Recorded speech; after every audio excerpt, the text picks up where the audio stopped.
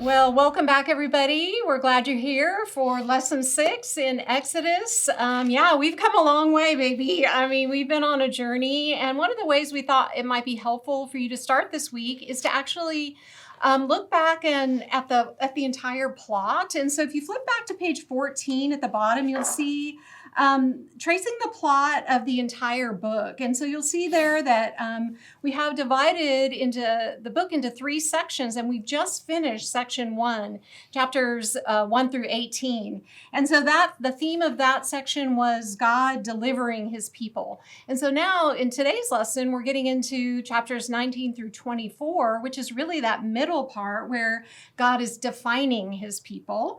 And then the rest of the lessons will take us through to the end for God dwelling with his people. So that might be a fun way to kind of get your group going. Just remember where we are in the big storyline and the big plot.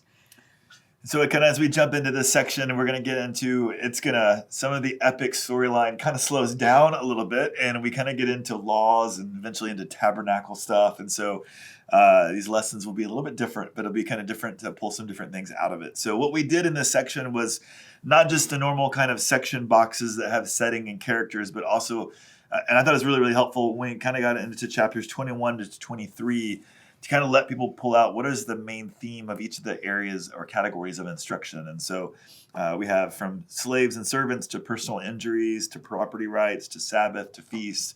And so at least for me, it felt like there's a lot of material. I was kind of getting lost in it. And so those section titles kind of helped me get my hands around each of the sections and kind of go, okay, I kind of have an idea what's happening here. And so hopefully it can be a means by which people can kind of feel like they're not as lost, but can kind of get some like a hook to hang their hat on for those sections. I really like the observation skill that's in this section called asking interpretive questions. And so, sometimes we've kind of glossed over these. Sometimes we've tried to slow down. I'm going to try to slow down because I think this skill is one of the most helpful that we're going to have in the packet. And so I like it for a couple reasons. One, as you kind of go through an overview and you're reading along, filling out kind of these boxes, and then you kind of get into this section. And I think learning how to ask good interpretive questions is one of the best bridges between observation and interpretation. And so typically for me, when I'm studying, I'm writing out lots of observations of the different verses or sections.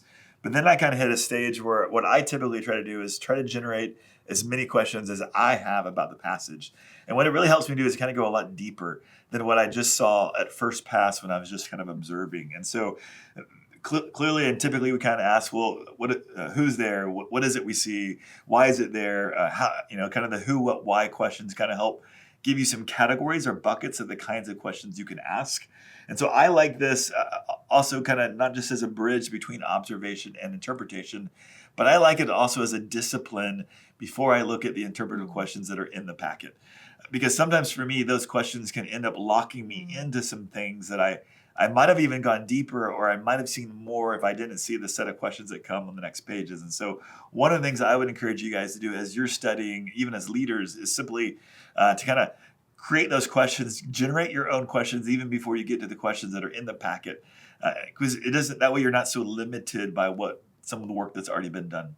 The other thing I would tell you that it's a great exercise to have with your group. And so I would encourage you guys as you kind of get to this study, the 10 Commandments are probably the most familiar in the passage. And one of the things you could do is the section that's going to have the 10 Commandments is you could give your group, split them into little mini groups and then tell them, I want you to come up with 5 different interpretive questions about the 10 Commandments. Give them a couple, 3 minutes to do it. Then push them a little further and go, and now I want you to come up with another 5.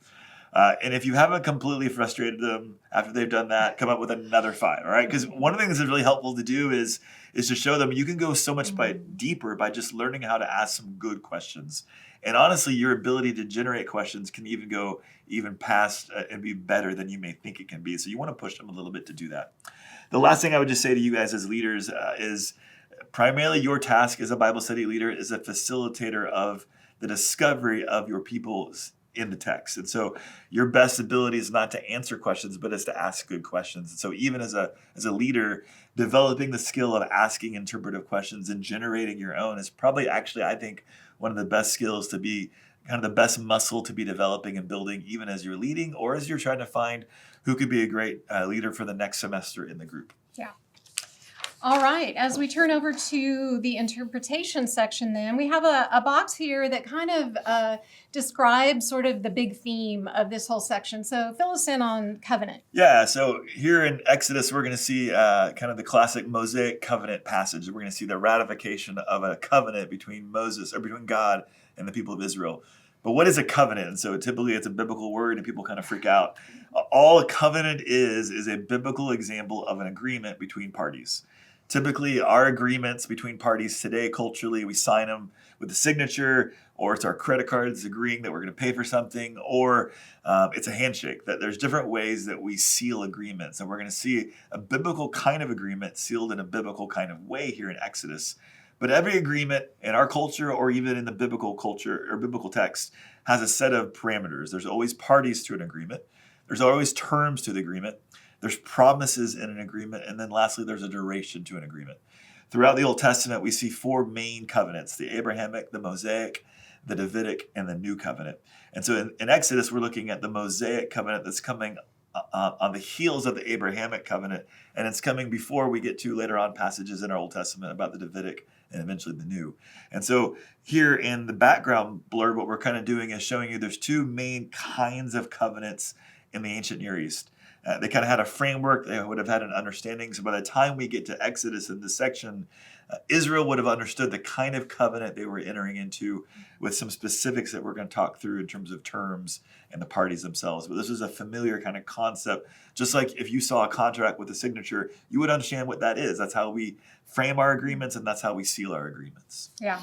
And that leads us into question 1 then. So we're asking, why does God make this particular Mosaic covenant with the people at this time? So one of the things you could do is actually start with that Exodus 19, 1 through 9. Have somebody read that out loud and then just ask, what does this section tell us about why God is doing this? And right there we see that God is reminding them, again, he seems to be doing this so much, reminding them of his past grace. He's rescued them out of Egypt. And then he said, I brought you on my wings, on eagle's wings, and brought you to myself. So he's taking them from a place that's far away, bringing them to himself as his treasured possession. And this is a way of confirming that relationship. So that's what the covenant is. Then if you look at the Romans cross-reference there, it talks about that I would not have known sin except through the law. And so law and this agreement, the stipulations, are a way to remind us and clarify, are we keeping the covenant? Is there something that I'm doing, sinning, going outside of it? So that's another purpose, is to clarify the relationship and give people an understanding of when they step outside of it. And then the final one there in Galatians 3, it talks about the law as a guardian, as a custodian that kind of shepherds and guides and brings the people along to, to their full maturity. So that's what the law does. It's leading them by the hand, helping them to grow and learn who they are as the people of God. And so then, what does it mean that Israel is a kingdom of priests and a holy nation? Right there in Exodus 19:6, and talking about the unique vocation.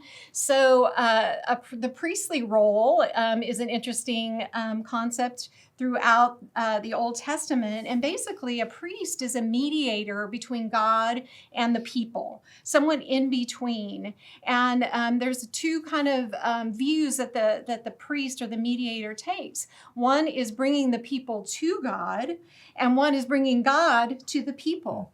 And so Moses is the role of the mediator for the people of Israel right now. But what God is saying here is that he wants the entire community to act in this priestly function to the nations. And so basically, they are to bring the knowledge of God to the nations and bring the nations to God, into his sphere of knowing and relationship with him. So holiness, you notice that word right there, the holy nation. You'll see it again in 1 Peter 1 and also in 2, that the holiness means set apart for purity as well as for purpose. So the purpose that we see there in First Peter is beautiful. It includes us in the new covenant and reminds us that the purpose for our holiness, for the purpose for our being set apart, is to proclaim the virtues of God, the excellencies, the goodness of God to everyone around us. Question 2 kind of comes on the heels of that, and I think it kind of ties it together, because if the nation of Israel was meant to be a kingdom of priests that was be a blessing to the world, that's really what we see and what God started all the way back with Abraham. And so if you guys remember the beginning of the studies, we kind of walked you guys back to Genesis. We're going back there again to say the first covenant we see in our Old Testament is with Abraham. And in Genesis 12 and Genesis 15, what we see is that God makes a covenant with Abraham and promises to Abraham that he's going to give to him and his descendants a land with dimensions and borders. He's also going to give him as many descendants as the stars in the heavens. But then lastly, he says, I'm going to bless you, Abraham. And that blessing had kind of 3 dimensions to it. One was, it was personal, that Abraham's name would be great. Second of all, he promises to make a nation out of Abraham's descendants, which we are actually seeing come to fruition through the book of Exodus. That as they leave the Red Sea, and as we kind of go into these sections, we're going to see this ragtag group of people become a nation, in a sense, with a constitution. But then lastly, they were also going to be a blessing to all the families of the earth. That God was intending that this particular people group was going to be receiving the blessing of God so that they could be a conduit to in a sense, extend that blessing to the rest of the world.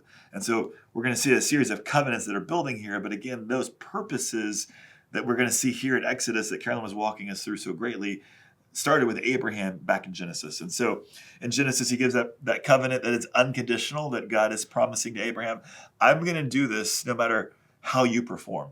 What's interesting in Genesis 17 also, though, is that we see that the nation of Israel and the descendants of Israel could be excluded from those promises if they didn't circumcise. That circumcision was this sign of the covenant.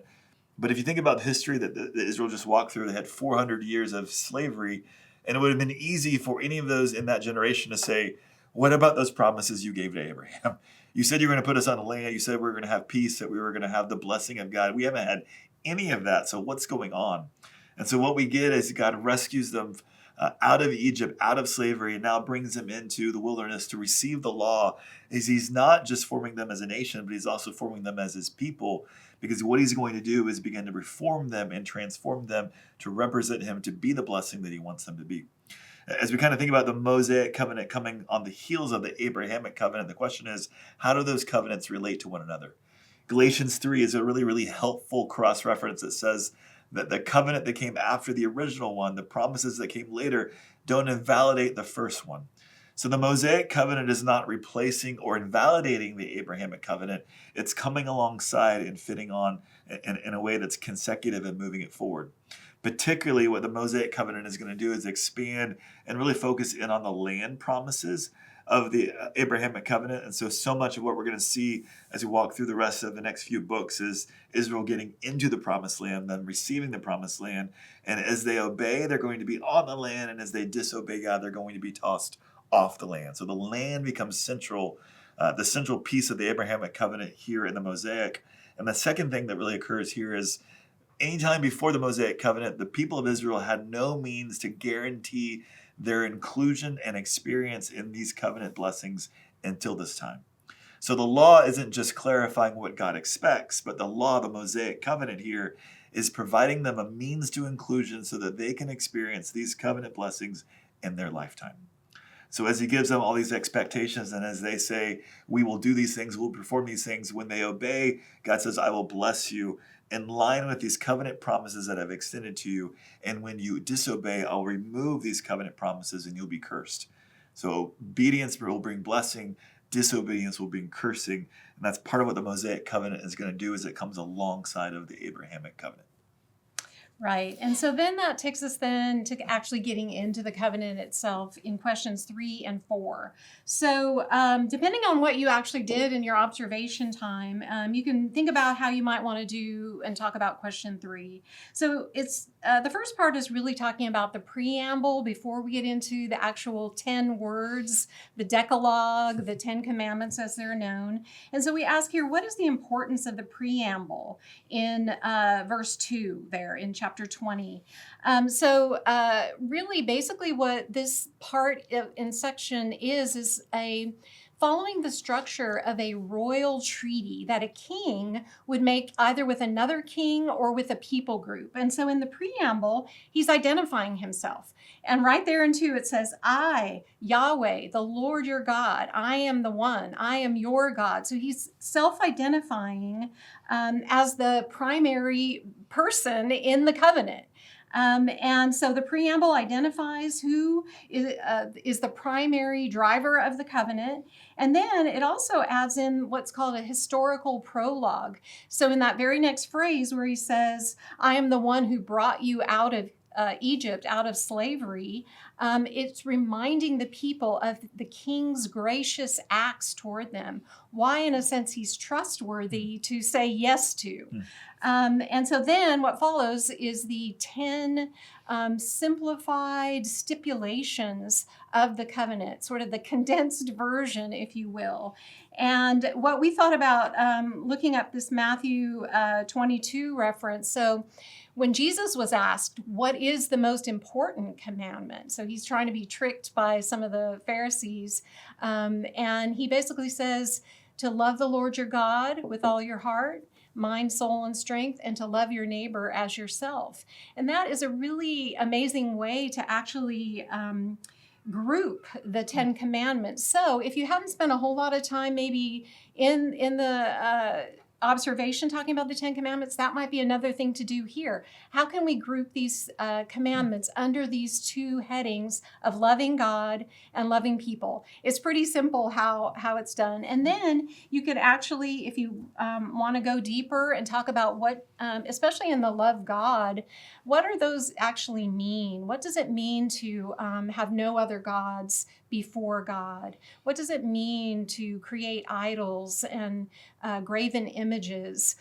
Some of this could actually really be applicational for people as well, not taking the Lord's name in vain, making it worthless in your conversation, and remembering the Sabbath. So those are some ideas for question 3.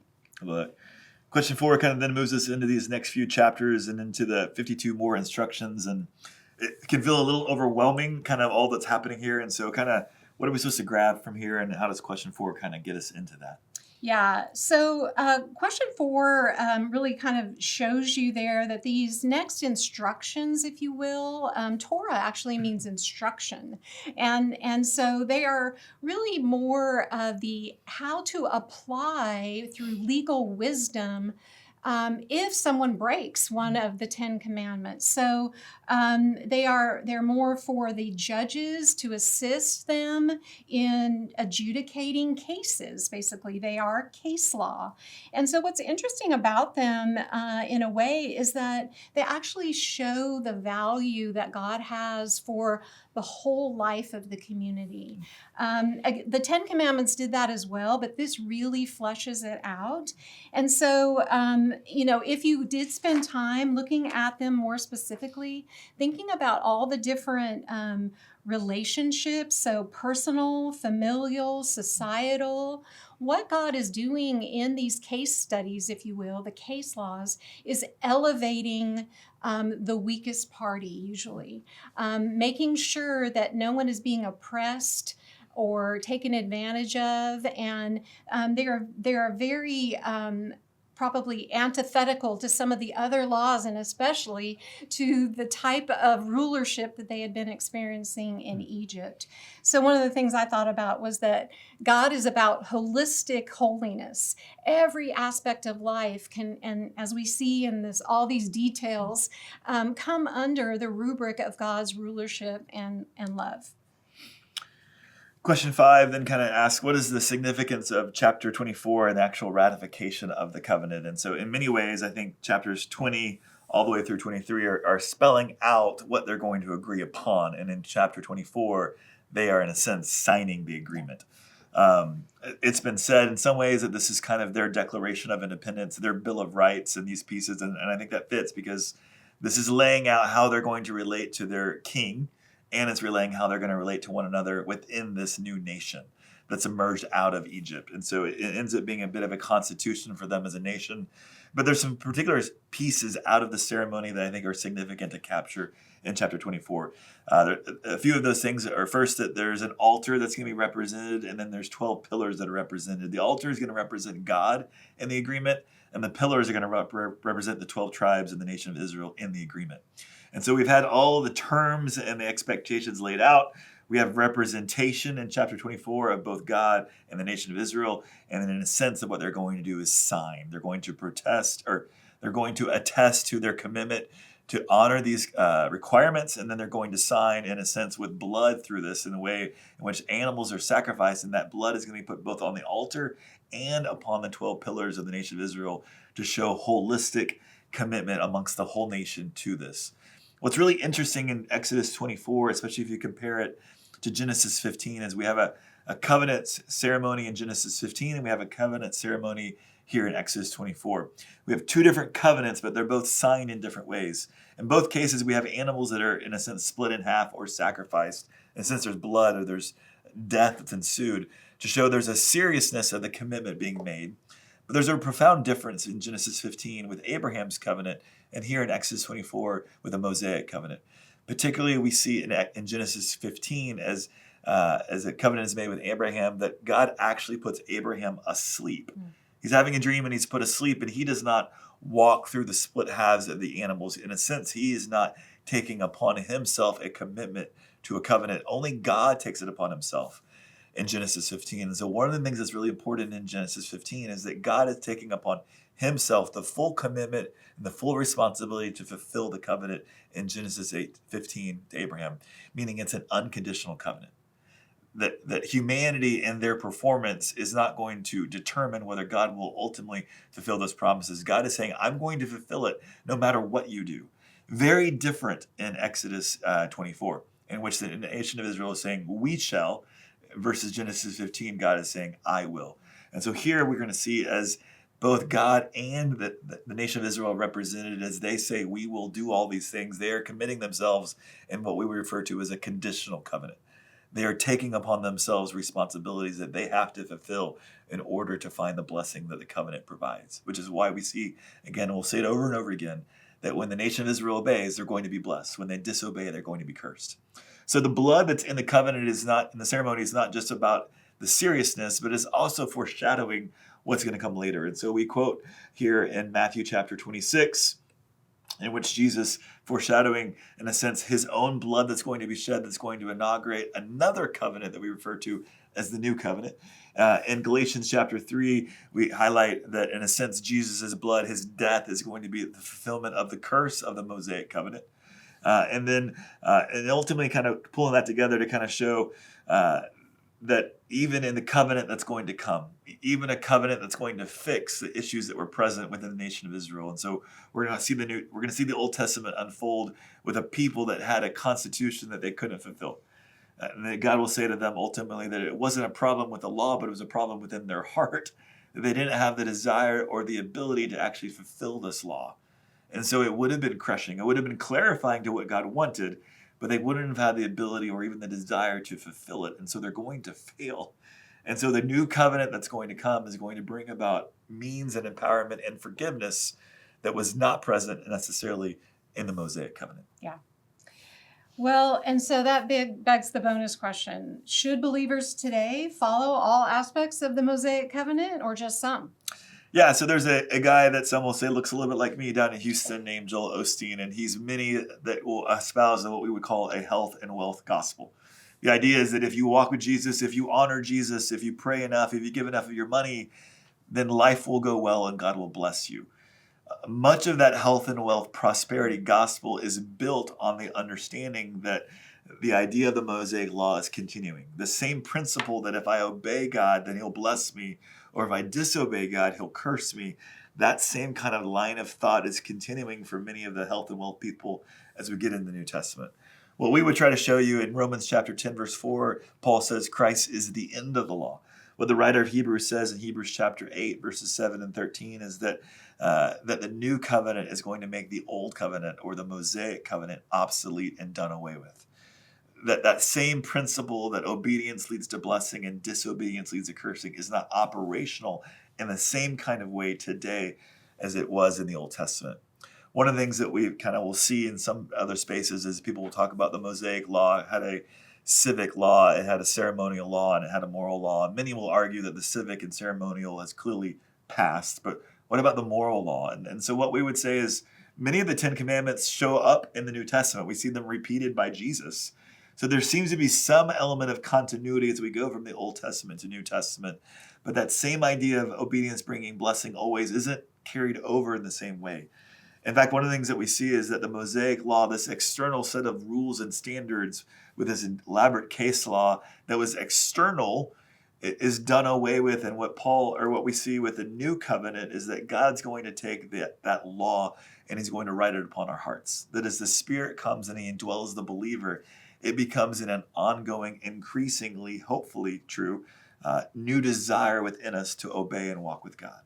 So God still requires righteousness from us. He still desires obedience from us, but it's not executed or administrated in the same kind of way such that that Old Testament idea of obedience bringing blessing isn't carried over into the New Testament. There's still wisdom and righteousness. There's still a wisdom that life can go well and a long life can be lived, but righteousness doesn't always lead to blessing as we get into the church age as we think about today. Yeah, great. All right, and now as we move into application, Trey, you liked question number 1. Yeah, I was thinking of several kind of moments, and kind of what we're trying to say is the law had problems. It wasn't perfect. But if you think about the nation of Israel before the law, they were wandering in the wilderness literally, and they were also wandering metaphorically, not knowing what this God desired from them. He just rescued them out of Egypt, but they had no idea what he wanted. And so the law is going to give them clarity as to what God wanted, so they weren't wandering in frustration. I have a high school daughter who has an English class, and the teacher gave her a rubric for what a D paper is, a C paper, and a B paper. The rubric was very specific, but when it got to an A, there was nothing listed as to what an A paper would take, which is just maddening to her. Or if you think athletically, a coach who pulls a player from a game and then they come to the bench, but the coach never says anything as to why they were pulled, is torturous. There's a desire to know what an authority wants from us. And when that authority is not clear, it's frustrating. And so part of what we're trying to highlight here is that the law, even though it wasn't perfect, was a wonderful provision and gift to the nation of Israel so that they knew what their creator and king wanted from them. Yeah. And that leads to a question too there. Just, when you hear words like law and commandment, that can elicit a response in some people. So this question is just kind of, again, use it as you see fit there. Just like, do you find it good or limiting? What is your first reaction when you think about God requiring things of people? So that gets you into that. And then the third question there, I really personally like this one. So just seeing them, do you see yourself primarily as an individual or as a member of the faith community? So of course, in this time that we're talking about in Exodus, people probably didn't even understand the idea of individualism. But our culture, an idol that we all know that we have, is radical individualism. No one's telling me what to do. I'm the captain of my own ship, the master of my own destiny. So what would it take for modern people to begin to see themselves in some of the ways that the Bible talks about us as a chosen people, a holy nation, part of a community, even the body of Christ with all the the parts? We're just one of many. So this question is trying to just pull some of that out, to ask about how could that, seeing yourself as a member of a community, impact the way you see yourself and your purpose? It's getting a little too convicting for this only child, so let's move on. The last thing we want to highlight for you guys as leaders is kind of this week's lesson. Our Engage focus is how to start a spiritual conversation. And so if you think about kind of where we are in the book of Exodus, God gives the nation of Israel a law, not just as a constitution, but as an identity, that they were God's own people and they were meant to draw people to the Lord. And so, with that same idea, as Peter will talk about us as a kingdom of priests, as the church, that same, in a sense, calling and identity that the nation of Israel had, so the church has as well. And so, part of what we're trying to do, if we think about our role and our calling as believers, is to give you guys skills and give your group skills as to how to actually start a spiritual conversation and engage those who may not know Jesus. Yeah, and if you need more fleshing out of that, look on page 114. There's the entire skill there with some prompts, with some sample questions, with helping your people to even just turn the corner in a conversation that they're having with someone. Just like, hey, how can I pray for you today? A fellow coworker, a neighbor, or someone that they're just interacting with. Turning the conversation just slightly towards spiritual things will just be the first step in being able to proclaim the excellencies of God. We're excited for this lesson, excited to see what the Lord does with your group, and know that we're praying for you guys.